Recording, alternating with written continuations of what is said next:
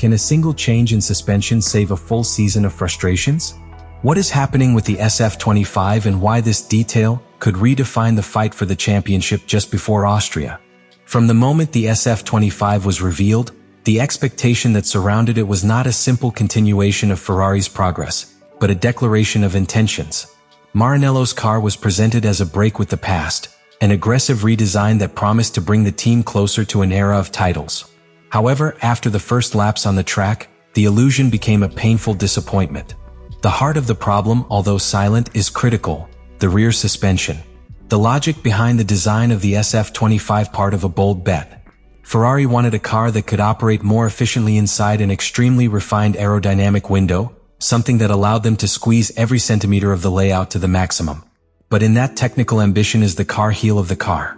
The rear suspension, far from being a structure that sustained that aerodynamic precision, was revealed as a structural limitation. The rigidity of the system is insufficient, which forces engineers to raise the height of the car several millimeters. It may seem a minor detail, but in Formula One, a few millimeters are the difference between a car with fast curves or one that floats, which skids, that does not convey confidence to the pilot. And that is exactly what happened. This structural deficit not only limits the use of extreme adjustments, it also triggers a technical phenomenon known as window shifting, where the operating window of the car moves constantly due to the mechanical commitments imposed by that weak suspension. In practical terms, this means that the SF-25 never behaves equally from one session to another. Factory simulations and wind tunnels show promising results, but on track, under the real conditions of loading, temperature and vibration, the car falls apart. Ferrari tried to compensate for this problem with a modification in the front suspension, moving from the traditional pushrod to pull rod. This decision, which aimed to clean the flow of air to the rear, should also offer an additional margin for the development of the flat background and diffuser. However, although this transition was technically interesting, it has become a double-edged sword. The front of the car is now better optimized, but the imbalance with the rear has accentuated. The car is more agile when entering curve, but unpredictable when leaving it. The direct consequence is a general loss of balance that forces pilots to make constant adjustments with the steering wheel, reducing their trust, especially in changing conditions such as those seen in Melbourne and in the China Sprint classification. This combination of factors has created a scenario where Ferrari has a car with high theoretical potential, but inoperable in real conditions. Lewis Hamilton, despite his entire experience, has had to modify his pilot style to adapt to a car that does not forgive. Charles Leclerc, on the other hand, has been a victim of both their own errors and the unpredictable car behavior. In summary, the SF-25 is a car that lives trapped between what could be and what it is. And everything is reduced to a seemingly insignificant component that is ruining the red dream from within. After weeks of analysis and failed simulations on the track, Ferrari decided that it was not enough with small adjustments or partial interventions. Something deeper was necessary, something that reconfigured the very soul of SF-25. And that change has come, not in the form of aerodynamic evolution or a general review of the philosophy of the car, but through an element that may seem discreet for those not initiated: the rear suspension. But this is not a cosmetic or superficial modification. It is a structural transformation that, if it works as they expect in Maranello, can mean the restart of its season and the recovery of its status as a contenders to the title. Ferrari has not redesigned the general architecture of the pull rod system, a technical choice that both Ferrari and Haas already share and that represents a different approach to that of shields such as Red Bull.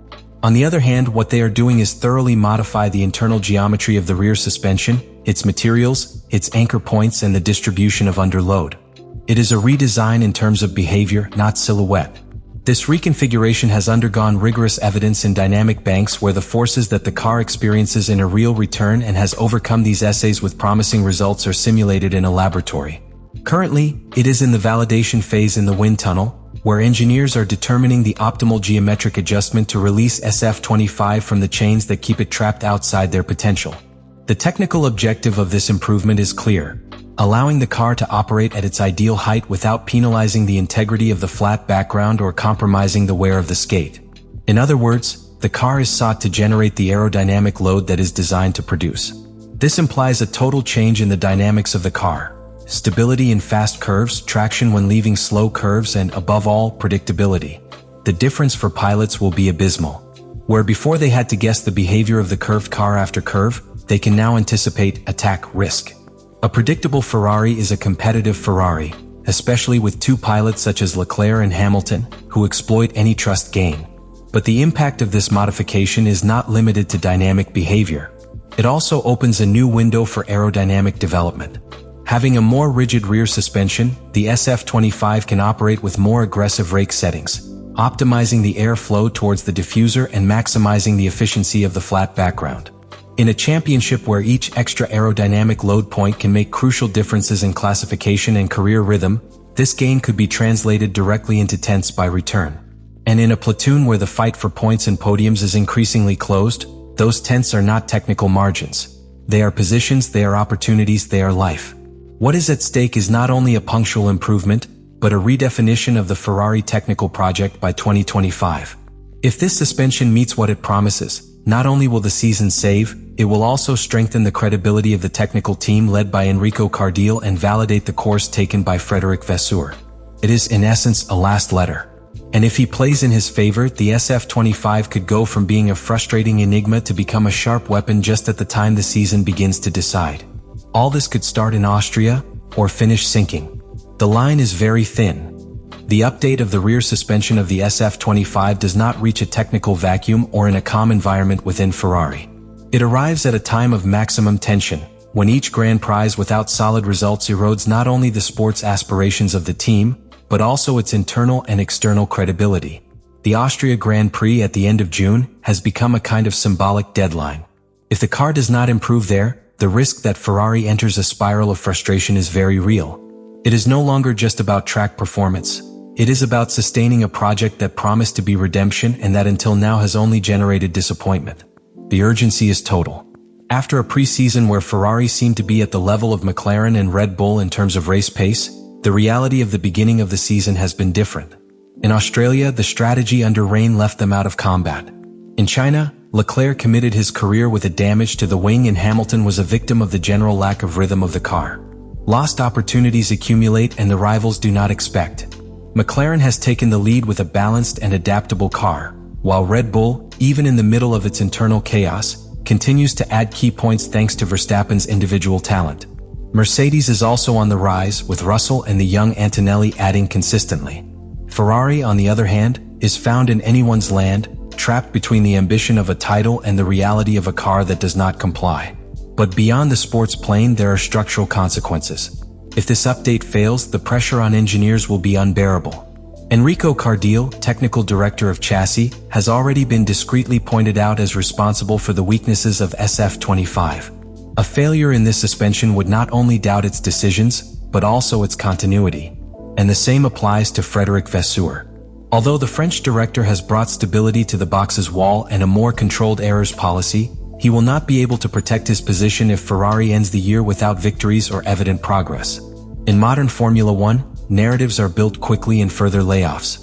Scuderia needs results now, not in October. There is also the psychological aspect of the pilots. Charles Leclerc begins to show symptoms of mental fatigue. His talent is indisputable, but his patience has limits. Leclerc does not want to be remembered as the perpetual, almost champion. He needs a car that allows him to really fight. Lewis Hamilton, meanwhile, lives a paradox. He arrived in Ferrari looking for a new glorious chapter in his career, but has encountered a difficult beast to tame. Although he has shown flashes of his class, he knows that he cannot afford a lost season in the final phase of his career. If the car does not improve, the narrative of its signing with Ferrari will begin to be seen as a story of nostalgia rather than ambition. And that is something that neither he nor Ferrari can afford. In this context of multiple pressure, the new suspension becomes more than a mechanical piece. It is a symbol. It represents Ferrari's last opportunity to demonstrate that he has learned from his past mistakes, which has evolved not only in strategy, but also in engineering. It is a watershed. If it works, it can be the beginning of a second era in the 2025 season. If it fails, it can be the beginning of a technical and sports purge in Maranello. The price of failure is not just losing points, it is losing faith in the project, in the vision, in Ferrari's very identity as champion team. Austria, then, is not just a career, it is a verdict. What we are about to witness in Austria is not simply the debut of a technical update. It is, in essence, a real moment for the entire SF-25 project. This car, conceived as Ferrari's great commitment to return to the top of Formula One, has so far been a reflection of contradictions. Technology without control, potential without execution, ambition without substance. The arrival of this new rear suspension can mark a before and after, but not only from the technical.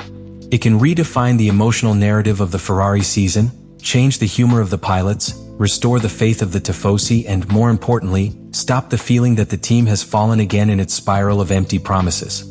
At this point, everything is reduced to a key question. Will it be enough? Can a single structural modification reverse the course of a season that already seems to have taken off without Ferrari in the front cabin? So now it's your turn. Do you think Ferrari is really about to find the key that was missing, or we are seeing the last chapters of another wasted year? Do you see in this modification a legitimate hope or a new mirage?